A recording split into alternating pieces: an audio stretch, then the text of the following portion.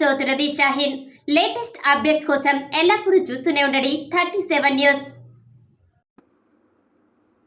దివంగత తమిళనాడు ముఖ్యమంత్రి జయలలిత 27 కిలోల బంగారం ప్రభుత్వానికి అప్పగింత.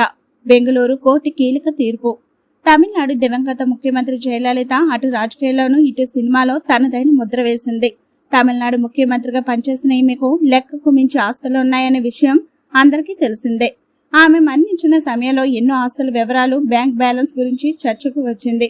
అయితే తాజాగా బెంగళూరులోని 36వ సిటీ సివిల్ కోర్టు జయలలితకు సంబంధించిన వజ్ర ఆభరణాల గురించి కీలక నిర్ణయం తీసుకుంది.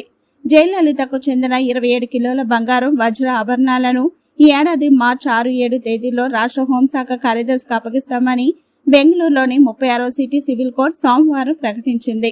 అవినీతి కేసులో జయలలిత దోషిగా తేలి 4 ఏళ్ల జైలు శిక్ష అనుభవించిన దాదాపు 10 ఏళ్ల తర్వాత ఆమె మరణించిన 7 ఏళ్ల తర్వాత ఈ నిర్ణయం తీసుకోవడం గమనార్హం. జయలలిత చరాస్తులు, స్థిరాస్తులను వేలం వేయడమే ప్రత్యేక కోర్టు ప్రస్తుత విచారణలో ఉంది. ఆభరణాలను వేలం వేసిన తర్వాత కోర్టు ఆమె స్థిరాస్తులను వేలానికి తీసుకురానుంది.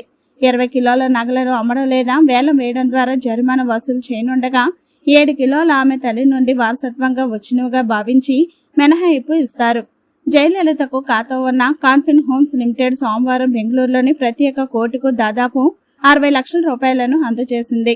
తాను గతంలో అందజేసిన విధంగా రాష్ట్ర హోంశాఖ కార్యదర్శి, vigilance and anti corruption director, inspector general Bengaluru కోర్టుకు వచ్చి బంగారం, వజ్ర ఆభరణాలు స్వీకరించాలని తమిళనాడు ప్రభుత్వం ఫిబ్రవరి 16న జీవో జారీ చేసింది. ఈ కోర్టు నుంచి నగలు సేకరించడానికి అధికారులు ఒక ఫోటోగ్రాఫర్, వీడియోగ్రాఫర్, అవసరమైన భద్రతతో 6 పెద్ద ట్రంకులను తీసుకురావాలని న్యాయమూర్తి చెప్పారు. నగలను తమిళనాడు రాష్ట్రానికి అప్పగించేందుకు ఆ 2 రోజుల్లో స్థానిక పోలీసులతో అవసరమైన భద్రతా ఏర్పాట్లు చేయాలని సిటీ సివిల్ కోర్టు రిజిస్ట్రార్ను ఆదేశించారు.